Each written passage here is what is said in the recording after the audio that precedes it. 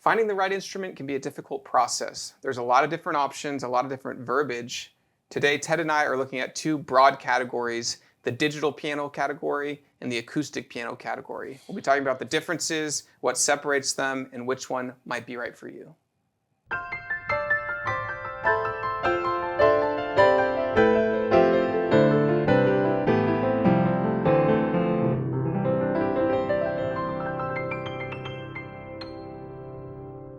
Hi, this is Ted with Alamo Music Center in downtown San Antonio, Texas. I'm Patrick Marr. You can find us online at alamomusic.com. If you haven't already, please subscribe to our YouTube channels, check out our other videos, sign up for notifications, like our videos, leave us comments. We appreciate the support and we love to interact with you. Great topic today. Well, we've done this topic in bite sizes because we've looked at product categories before, kind of in a similar price point. We've looked at I know one we did was like the CA99 from Kawai versus the Kawai K200.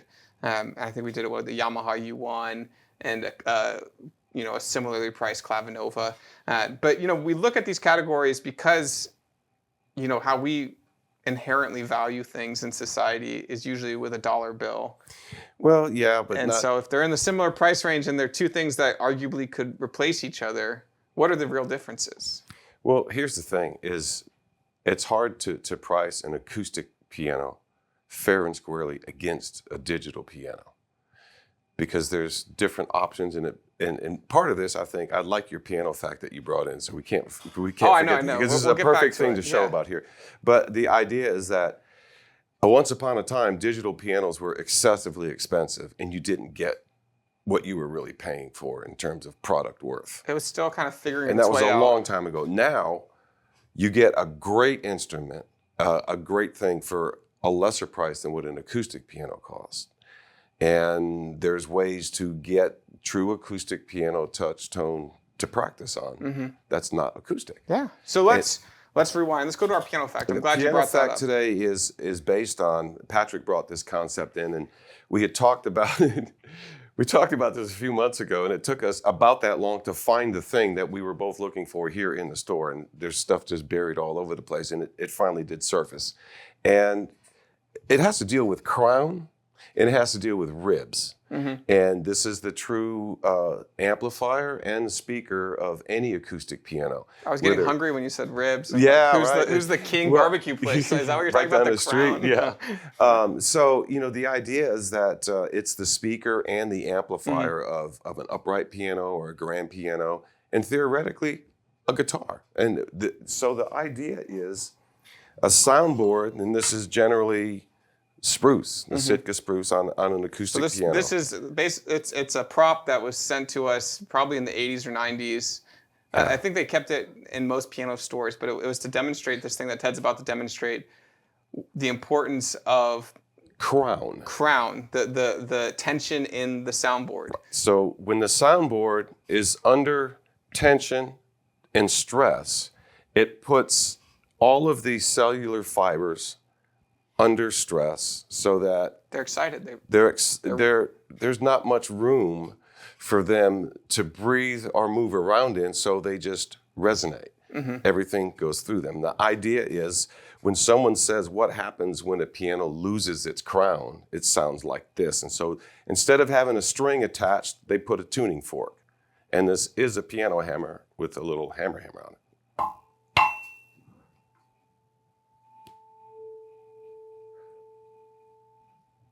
And when you push in on it, it puts the board under stress to where you can hear it. I'm going to do that once more and see if I can get a better whack on it here.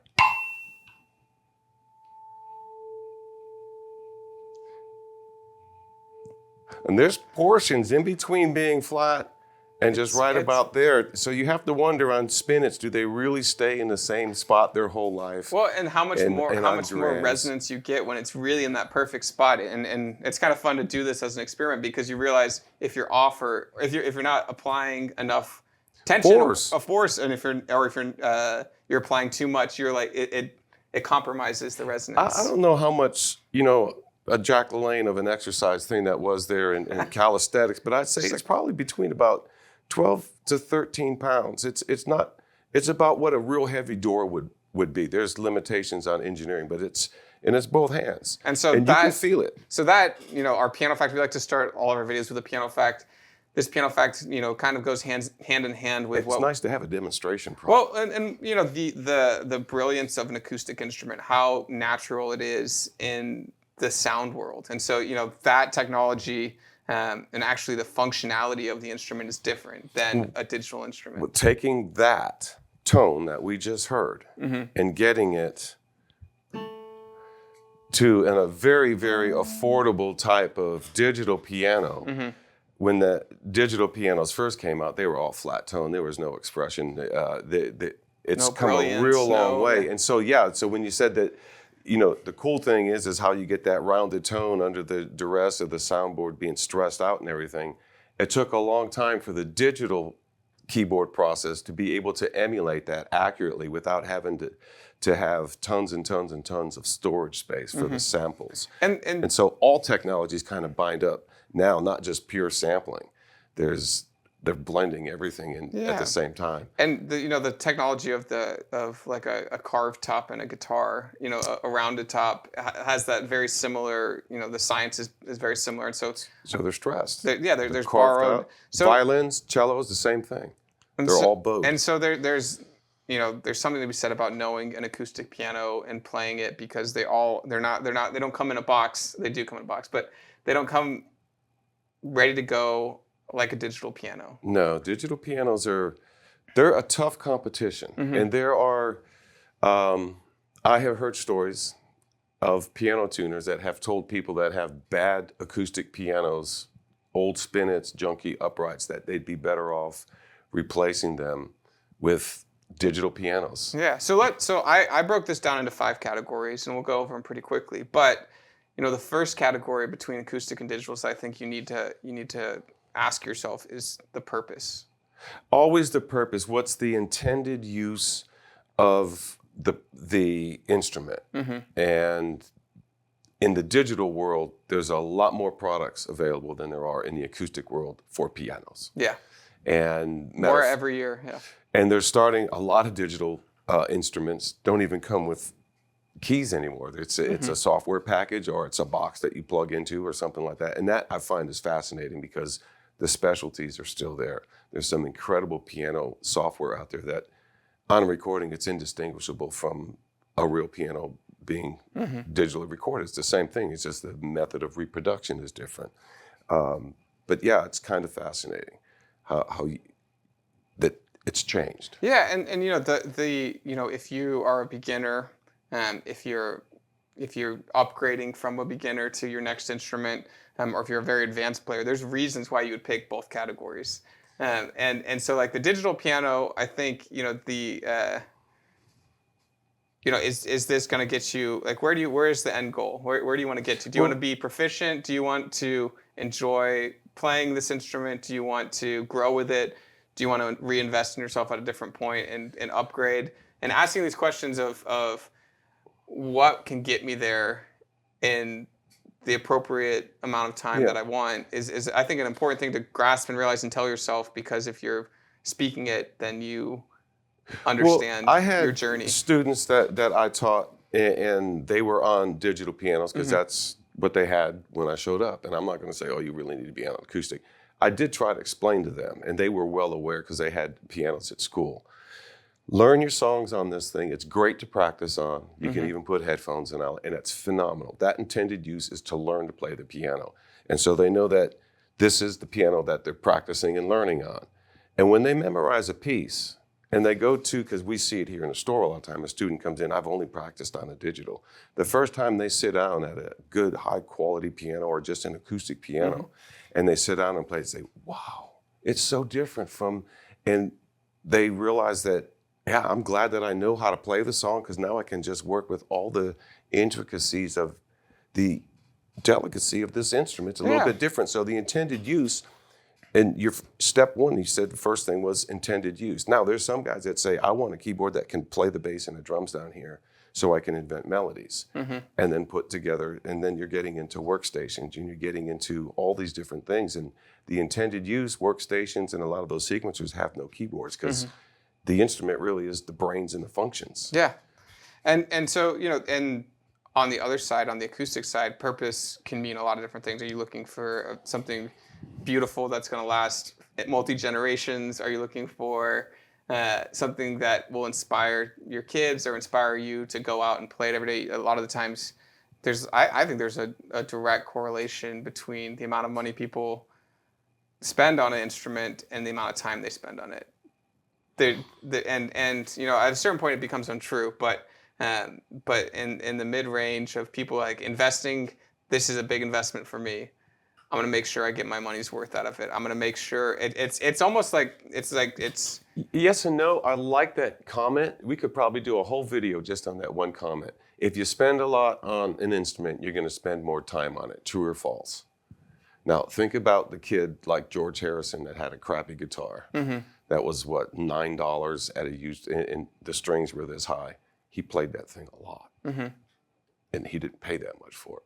And most of the ones he played a lot. But was it a lot of money to them? Was it a lot of money? It was an intense amount of money, and there's stories of I'm really talking about famous musicians that played on junky gear. In perspective to how much it was, how expensive it was to them, to the family. Because I'm not talking about a lot of money is a matter of perspective. Yeah, it's a perspective. But thing. no, I do agree that with that statement, mm-hmm. if you're going out and your budget is say $1,000, $2,000, $500, whatever it is, mm-hmm. and you go there and you realize I need to spend twice as much or an extra, half or something like that. When you get there, I'm going to be 50% over budget. Mm-hmm. And it's going to be well worth it. You are excited, and I've used this to help sell pianos. And people say, I just don't know. It's my first grand piano, and there's so many other things that family has to. It is your job, number one. That is what you do, and number two, the first day you wake up in the morning with that grand piano or your dream instrument in the house and your feet hit the floor, you're motivated for the rest of the day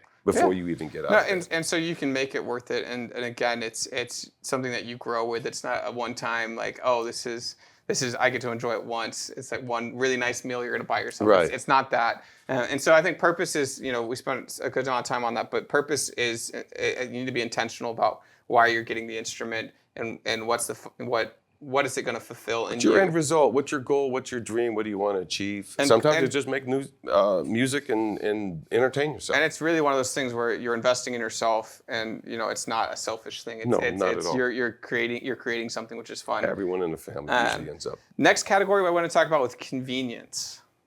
So it's really hard to beat the convenience of a digital piano if you're a family that is here in San Antonio. We have a lot of families that are in the military and move around a lot, and so digital piano seems like one of the only options to them. And we're talking about keyboards like the ones in front of us, but also, in-home digitals that have the legs, have the bench, weigh less than 100 pounds, so it's really easy to pick up and move around. The convenience factor, if you're needing it for gigs, if you're needing it to go around, and if you're in a dorm, there's something to be said about how incredibly convenient a digital is. It's the most practical thing in the world. Acoustic pianos, at that point, begin to suffer liability. When you got to move it and it keeps you can't go by yourself. Yeah. You got to get a crew to deliver a piano and pick it up. And I think you have to put into perspective the maintenance that goes into an acoustic instrument. Now, there's different kinds of conveniences too. Now, if you're in music school and you have a bunch of piano majors in there and you have top of the line uprights and grand pianos, it's a lot more convenient to keep those things in the practice room and have students go in and use them on a 24/7 basis, as opposed to having to play on junky digitals. Yeah. So convenience comes with another view of perspective. So what's convenient to a school, whether it's a college, university, or elementary school, might not be convenient to a family or something like that as well. So there's a lot of, again, intended use, but then again, the perspective is also something to consider. But convenience, there's no way to beat anything electronic piano, digital piano, synthesizer. They're just very, very convenient for whatever your intended use is. Yeah, so it's just something to keep in mind if and this is, I think, the one people often will fall back on as hey, I'm going to get the digital because it's convenient right now. And so, that it's important to recognize convenience is important, but is it the most important thing? When you roll it in with, I'm sure somewhere in your 5, price is a factor, but I don't want to disrupt your list. Let's get to the third one, value. Okay, that's close. Okay, and value. so value. I thought about putting price as the category because obviously there is discrepancy. If you look at the sum of acoustic pianos and the sum of digital pianos per item, the acoustic pianos are going to be a lot more expensive than the hundreds of thousands of digital pianos that you can buy for under $1,000. Right.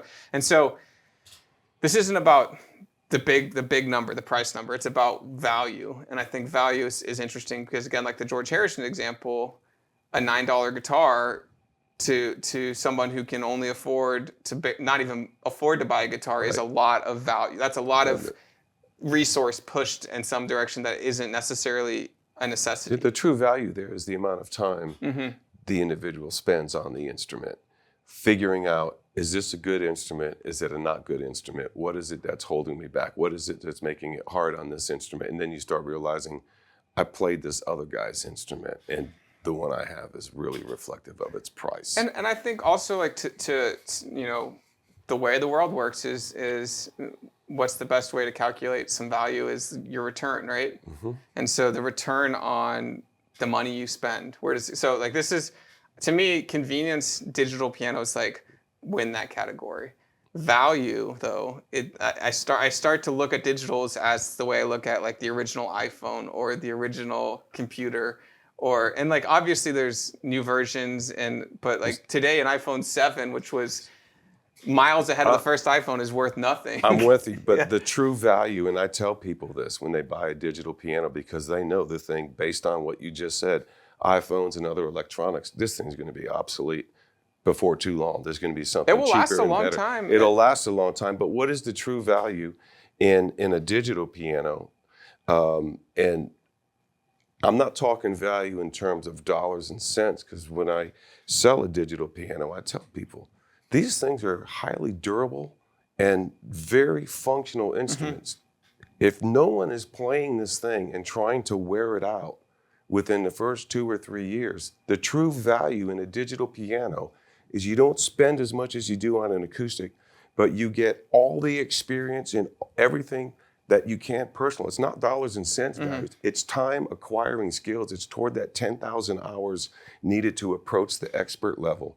The value is in the experience that you can drain out of this thing, a lot more than an acoustic, because from 12 at night to 6 in the morning, you can have headphones and not bother the whole house. You could go up 24, 36 hours straight just playing. I've done it before. It's great. It's a rush. The value is in the skills acquired.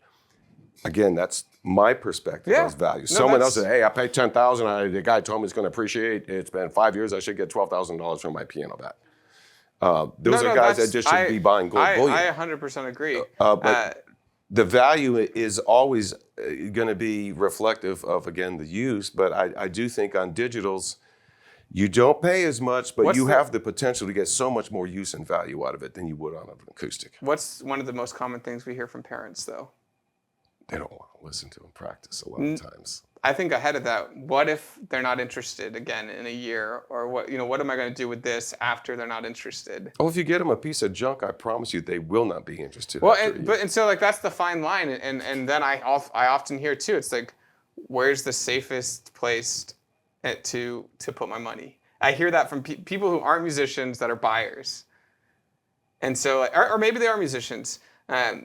I had a guy who, he owns a company and he has to buy different trucks, and they last so long and all this stuff. But it's to him, it's like a value proposition of where's the payoff and where do I get most value and the usage, like you said, but also like if they need to sell them or when they need to trade them or renew the lease.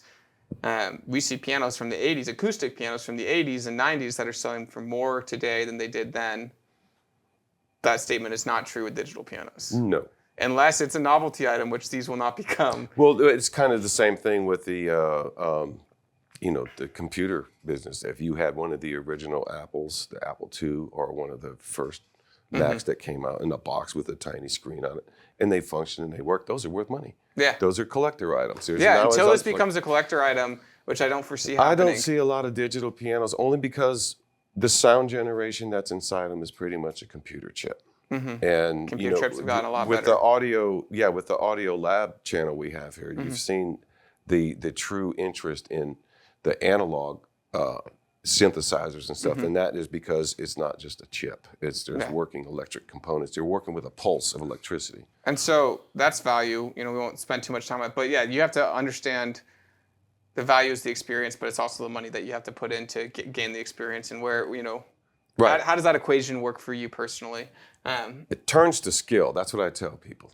The investment in the digital piano is that You're changing dollars for you're skill. changing dollars for skills if it's utilized. And that's same true of anything else, but when you're laying down $30,000 for a grand piano as opposed to $3,000 or say $300 for a piano, if it's the acquisition of skills and the experience of learning, it's a little bit more affordable on a digital. I think enjoyment and fun, though, are important to put in that equation.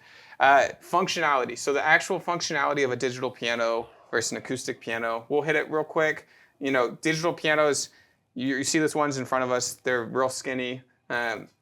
Acoustic piano key is longer than this. So, when you think of a piano key, sometimes you think of just this from here to here. The extent of what you see is the whole thing. In reality, on an acoustic instrument, they're usually, at least yay long. On a grand piano, they get longer. But there's a lot to be said about the balance of a tool. Sure, and the beauty of it, and this is not product pushing any one manufacturer or anything else, but for the most part, what you get, whether it's this one or that one or any of the other ones, is a really great manufactured product that is a really good simulation of what a piano, quote unquote, upright or grand plays like. The advantage to the digitals is that the functionality is like, it's not just a piano. It can be an organ, it can be an electric piano, it can be a clavinet, it can be a string machine, it can have drums, it can do all this stuff. You can't get that out of an acoustic instrument. Of course, yeah. So this is where the intended use is Funsies goes up real high on that because there's a lot of fun to be had with digitals. Digital pianos almost are like an entryway into music as a category, whereas an acoustic piano is learning the expertise of one it's of the less most dull and boring.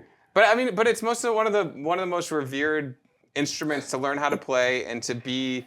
People who learn piano, for the most part, keep that skill throughout their life on acoustic instrument. If they remember learning piano, they remember how influential it was to them and how they were able to create on it. But most of them will tell you at some point that piano lessons were dull, they did lose interest, or they feigned interest in it. And they'll also tell you that along the way, maybe one or two of their friends or brothers or sisters dropped out only because they got tired of it.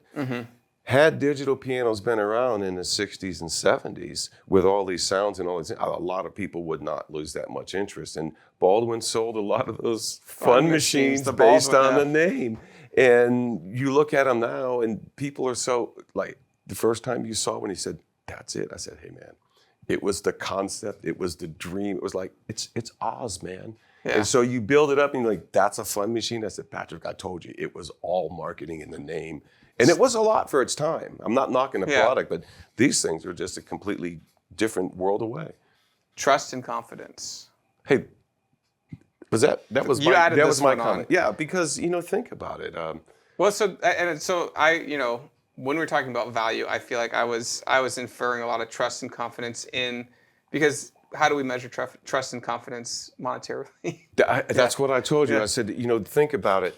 If you don't want to focus on price and you don't want to talk about price, and all these life insurance guys are the 3 Ps of price, and price. I mean, piano customers and music customers, they think the same way. But at the bottom line, what do you get for your price? Would you rather give this guy $500, store XYZ or ABC maybe $550 just because, well, the guy's funny, he makes you laugh? That's not really worth dollars and cents. But I can go to the guy, and I know that I bought from the guy, or my brother bought from the guy. So how do you get trust and confidence where a customer has no question at all about buying from you? Well, I think specifically, though, trust and confidence in an acoustic or a digital piano. Well, I mean, most dealers are going to have a good selection of each. Well, I'm not talking about trust and confidence with the dealer or with the person you're buying it from. I'm talking about the actual unit. Yeah, the product. So we're talking about acoustic and digital. Well, look at all the videos we shoot, and that's designed to give some idea of trust and confidence in this product, that product, comparative products. We've done tons of those. I think you have to look at categorically what brands are trusted? Well, here's the thing. I think that most people are looking for, okay, where's the trust and confidence? Not so much in who to buy from, but for me to be able to feel I'm smart enough to pick this one over that one. Yeah. That's so the how do you kind of trust yourself to make the right decision? I and always trust thought somebody it was else? whoever taught you the truest stuff without trying to twist your arm or give you over propaganda Well, and at the marketing end of the day, materials. this is going to be somebody's decision. Am I looking at an acoustic instrument or am I looking at a digital one? And a lot of times, I would say trust your natural gut, trust your instinct, trust your ear, trust. Is this something that you care about? Because I had someone literally come down in a minivan for an upright piano and ended up buying, one of the most advanced, beautiful handmade grand pianos that we carry. Because he realized he didn't want any car. He didn't want cars. He didn't want. I saw this whole thing. He drove in from out of town, and he ended up spending the night here in San Antonio because he had to really think about this. Because he was trying to decide, am I for real right now? Do I really want to invest this much in an instrument that completely inspired me and blew me away today? Like it caught him off guard. He was coming in to spend $4,000. He ended up spending, much, much more than that. 10, 15x that, and not because, I think the guy was like a nurse or something. It wasn't because he had deep pockets and wanted like the coolest thing. It was because he was immediately struck by this. They can hear the difference and they can feel the difference, and all of a sudden they can sense what their goal and skill has been about. I have a theory that music's in everybody, right? Like it is. It's our heartbeat. It's frequency, because music is just frequency, emotional frequency, right? Timed. And I really believe that if you trust yourself and have confidence in yourself, I think it's important that you lean into that and say, hey, this is going to be good enough for me or for my daughter for the first 2 years. And then if she's sticking with it, we're going to upgrade to something. Or, hey, I'm going to invest more, get an acoustic piano. I know she'll enjoy that sound better because it paints a clearer, better picture. An acoustic instrument does. It's the actual realness of acoustic strings, acoustic soundboard. It's a better experience. And digital has gotten really close, and you can spend a lot of money on a digital piano.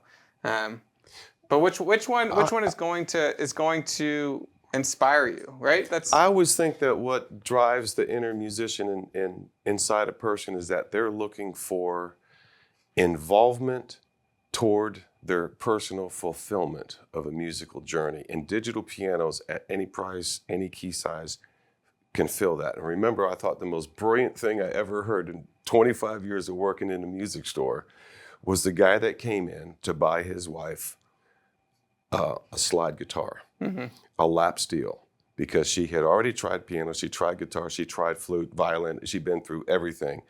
And she was so frustrated, nothing worked for her musically, that she finally said, you know what, I think if I just had a lap steel guitar and I could slide, I could find the notes to whatever song I wanted to play, and I would at least feel involved like a musician. There's a lot to be said for that. And I told that guy, I said, man, that's the most brilliant thing I've ever heard come from someone on the musical exploration, the simplicity of a lap steel guitar and how that can settle. If that's enough, digital pianos are way over the top. There's so many things out there now. There's time to get distracted. And so, making this decision, if you're an expert player, acoustic instruments are definitely something that you'll probably gravitate towards if you don't already have one. If you're digital and acoustic, there's no wrong answer really. No, there really isn't. And I think the investment of music in yourself, music is one of those things where it doesn't sound corny when you talk about harmony and unity, involvement with other people. That's what it's all about. And so music, there's dissonance sometimes, but it all resolves. It's like there's these things that we talk about in life that really are rooted in a mathematical way in music, and there's something beautiful about that. And so we hope that you start the journey. If you haven't already, we hope that you invest in yourself or your children. It's something that nobody can say, it's too late for me. That's something that is a myth. But acoustic pianos, digital pianos, if you want to talk about which one might be right for you, please call us. You can talk to us, and we can help guide you a little bit. But really, at the end of the day, it's which one's going to help you play and get to where you want. And that's why we started with purpose as the first one. Quickly involved toward your musical fulfillment. There you go. That's what people are looking for. Please leave comments if you disagree with us, if you agree with us, if you say, hey, acoustic is great, but digital is better, or the vice versa. You know, a purist will say an acoustic piano is the true sound. Technically, they're right because it is the only one that's true. And so, you know, there's a lot of discussion that can happen with this. Hopefully, we can have some productive discussions down in the comment section. Again, please subscribe to our videos, our YouTube channels. We have this one, the piano channel. We also have a guitar channel, a pro audio channel, accordion, band and orchestra. Trying to bring great content and you know, and just talk about music in general and what is a good starting point on some products that we have or that are available on the market. Thank you guys for watching. It's Ted Barstool. I'm Patrick Marr, and we'll see you next time.